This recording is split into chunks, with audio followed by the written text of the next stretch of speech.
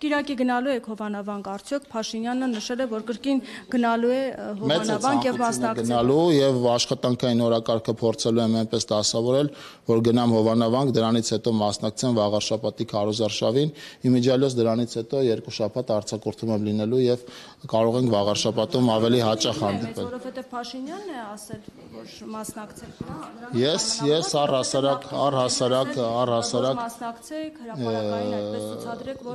Նախկինում ուղղակի ձեզ չի հետաքրքրել այդ հանգամանքը մենք պատարակների մասնակցում ենք թե չէ, հետևաբար չեք տեսել, առնվազն են մարդիկ, ես հիմա իմ եկեղեցի գնալը երբևէ չեմ հրապարակել, եթե այտենց որպես այդպեսին ուշադիր լինեք, եթե ընտանեկան ինչ-որ առիթով եկեղեցի չեմ գնացել, չեմ հրապարակել, բայց շատ հաճախ ինձ կարելի է տեսնել Հայաստանի տարբեր եկեղեցիներում առանց տեսակ։ Ստեփան Ասատրյանի այդ արարողությունը։ Ինչպես։ Որդի եք ունեցել, չէ՞։ Այո։ Պատրաստ եք տանել Ստեփան Ասատրյանը որպես կարգավորիչ քահանա կնքի։ Շատ լավ, իմ 2 երեխաները մկրտված են, այո, բայց նաև հետևյալը ասեմ, որ ես սովորաբար այդպիսի առիթները կազմակերպում եմ իմ տարածաշրջանում եւ պսակադրությունը եւ իմ երեխաների կնունքը եղել է Արմավիրյան եկեղեցիներում, այսինքն Արմավիրի տարածաշրջանում, բայց այո պատրաստ եմ, եթե ձեր հարցին անդրադառնանք, այո պատրաստ եմ։ Քպականները հատուկ այսպես կլիենտուրա են հավաքում Իրանի համար։ Եթե հոգևոր իրադարձության մասին ես օրինակ օգտագործեի այն տերմինը, որը դուք օգտագործեցիք, վստահաբար ես կդառնայի Հայաստանի բոլոր ընդդիմադիր լրատվամիջոցների օրվա վերնագիրը, ես այնպես որ ձեր ուրեմն տերմինը կարծում ես իրադարձության մասին լավը չէ։ Որ ծափեր են հնչում, դա նորմալ է։ Սուբվենցիոն ծրագրերին հատկացվող գումարը մեծանում է։ Եթե այո, ես խնդրեմ 2020 ավելացնելու 26-ին ինչ ուր է ուղղվելու այդ միջոցը։ 2026 թվականի ընթացքում, 2025 թվականի ընթացքում մենք արդեն 96 միլիարդ դրամի պետական համաֆինանսավորման ծրագրեր ունենք հաստատած, որից պետական համաֆինանսավորման մասը 50.1 միլիարդ դրամ է։ Մեծ ծավալի շինարարական աշխատանքներ ունենք, որոնք 2025 թվականն են տեղափոխվել, ուրեմն 2022, 23, 24 թվականներից եւ վստահաբար լինելու են աշխատանքներ, որոնք տեղափոխվելու են նաեւ 2026 թվական։ Հիմա ասեմ, վաղը նաև փոխվարչապետի գլխավորությամբ միջգերատեսչական հանձնաժողովի նիստ ունենք, որտեղ շարունակելու են քննարկել համայնքներից ստացած հայտերը։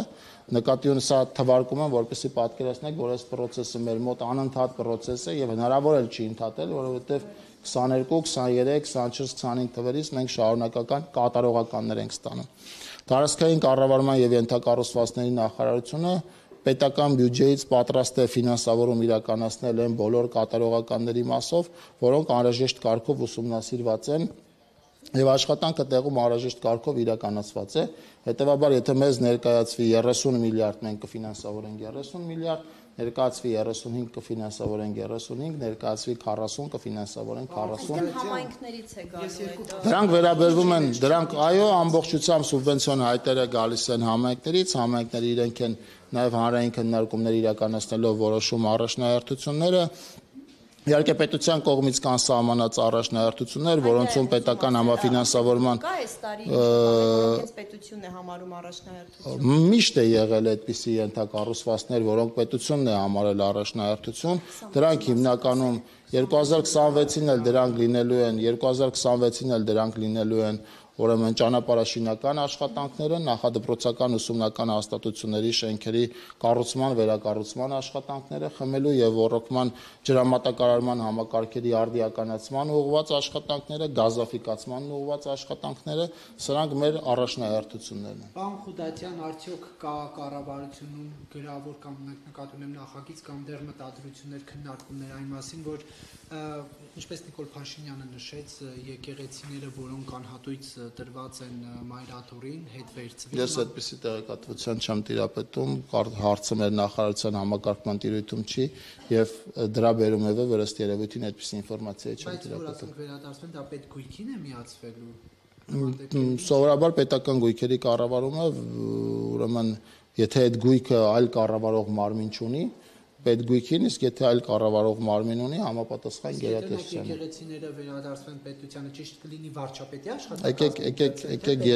Եկեք եթեով հարցերին չպատասխանեմ։ Դատյան տեղեկությունները, որ Փաշինյանը ամեն դեպքում որքան էլ վարչական ռեսուրս է կիրառվել, որտեղ մենք տեսանք, որ որտեղ է վարչական Հողանավանքում, որ տարբեր մարզերից եղել են, դուք իհարկե չեք մասնակցել, բայց ամեն դեպքում դժգոհ է։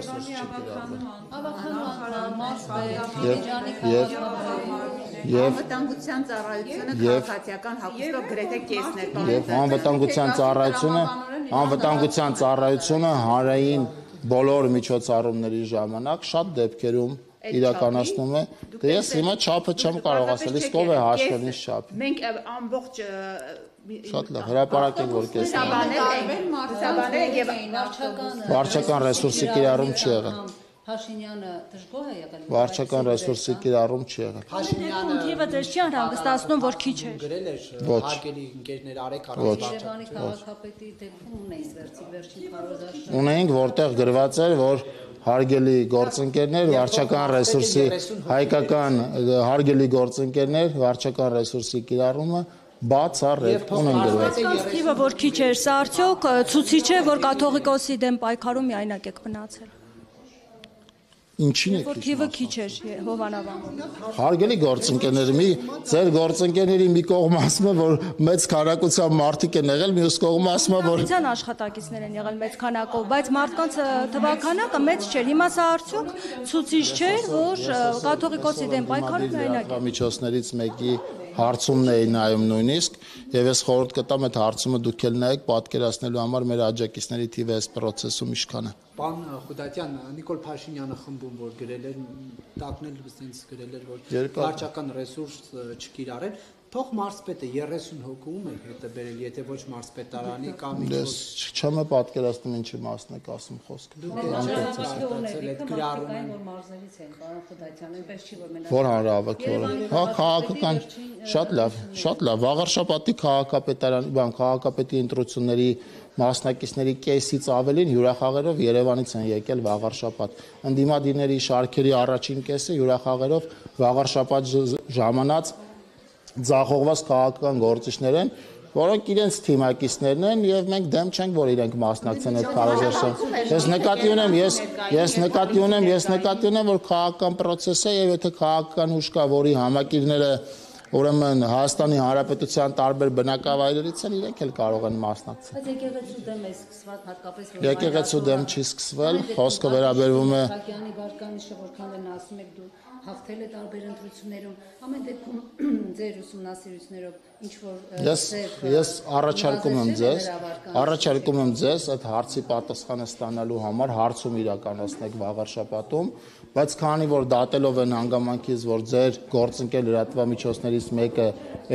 երեք ըստ երևույթին հարցում էր իրականացնել, ես նույնիսկ այդ հարցումը, նույնիսկ այդ հարցման բովանդակությունը, նույնիսկ այդ հարցման ուղղորդումները տեսնելով, այդպիսի մտահոգություն չունեմ։ Նույնիսկ այդ ուղղորդումներին քաղաքացիների հստակ պատասխանները տալով ես այդ մտահոգությունը չունեմ եւ ավելին ասեմ, վաղարշապատցիները, իջմիածնեցիները շատ ավելի վաղուց են ծանոթ որոշակի հոգևորականների արկածներին, այն պարզ բերումով, որ այդ արկածները իրենց աչքի առաջ են եղել, այդ արկածները եղել են մեր վաղարշապատում, մեր Էջմիածին քաղաքում եւ դրանք իրականում առաջին հերթին ցավ են պատճառել վաղարշապատցիներին, էջմիածնեցիներին։ Եվ այն ամեն ինչը, որը գուցե Հայաստանի այլ բնակավայրերի բնակիչների համար բացահայտում է, ցավոք սրտի վաղարշապատցիների համար բացահայտում չի, որովհետեւ վաղարշապատցիները այդ միջավայրն են կիսել որոշ վայ հոգևորականների հետ միասին։ Ինչ են արել, ինչ արկածների մասին եք ասում։ Ինչ ժամանակ է եկել է վաղարշապատցիները այդ մասին։ Ինչի մասին։ Ենթադրում եմ երկար ժամանակ։ Ինչ արկածներ։ Մի երկուսը մատնանշեք։ Ոչ։ Ինչու՞։ Բա խոսում եք առանց փաստերի։ Գաղտնիք պահում։ Փաստեր չունեք, փաստորեն։ Ժողովուրդն եմ ասա տարկածներով կիսվել այդ ինֆորմացիայով կիսվել։ Մի խոսքով այս բլոկին արգելված գործընկերներից մեկը քիչ առաջ Հաջորդը ես կպտտեմ, որ դուք ինձ իշխանությունը անցնում է արդեն հոգևորականների, այսպես անձնական կյանքի միջամտելու այսպես Իշխանությունը չի անցել, ես դատապարտում եմ ցանկացած մարդու, ես դատապարտում եմ ցանկացած մարդուն, եկեղեցու դեմ, այսպես ասած, ես դատապարտում եմ ցանկացած մարդու անձնական կյանքին վերաբերվող ինֆորմացիայի ստացումը, հրապարակումը եւ հանրայնացումը, լինի այդ մարդը, շատ լավ հարց եք տվել, թույլ տվեք ես պատասխանեմ, ես չգիտեմ դահլիճում չեմ եղել, չգիտեմ ինչն եմ փռել ուսումնասիրել, ենթադրում եմ դուք էլ չեք եղել եւ դուք էլ չեք կարող հստակ պնդել ինչն եմ փռել ուսումնասիրել, ես դատապարտում եմ ցանկացած մարդու անձնական կյանքին վերաբերվող ինֆորմացիայի ստացումը եւ հանրայնացումը, անկախ դրանից այդ մարդը հոգևորական է, ուժային կառույցի ներկայացուցիչ, քաղաքական գործիչ, թե օրինակ Հայաստանի Հանրապետությունում բիզնեսով զբաղվող ցանկացած մարդ, թե գյուղատնտեսությամբ զբաղվող ցանկացած քաղաքացի, իմ համար դա դատապարտելի է։ Դրան հույս ունեմ եւ դրան իմիջիալոց անդրադարձել են նաեւ քաղաքացիական պայմանագիր կուսակցության բազմաթիվ գործընկերներ եւ վստահ եմ, որ դուք այդ ինֆորմացիան ունեք։